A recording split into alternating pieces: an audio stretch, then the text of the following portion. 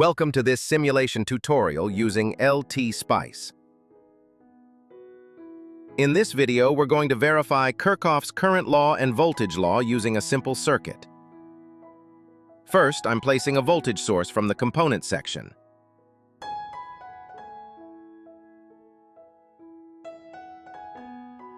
Next, I place the first resistor, R1, by typing RES in the component section.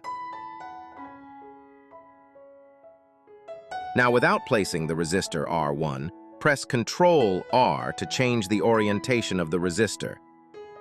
Then I place the second resistor R2 parallel to the voltage V1. Now let's place the ground using the shortcut key G. And we wire all the components.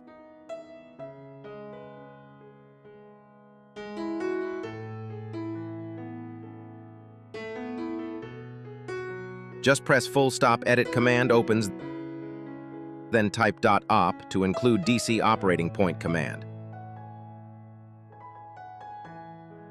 And place anywhere within the schematic. Let's assign values. V1 equals 10 volts. R1 equals 100 ohms. R2 equals 200 ohms. Click the Run icon to execute the simulation. Here is the output, showing voltage and current across each element. For KCL, the current entering the node equals the current leaving 0.033 amps everywhere. For KVL, voltage across R1 and R2 adds up to 10V, proving KVL KCL. We have verified both laws using LTspice successfully. Thanks for watching. Like and subscribe for more content.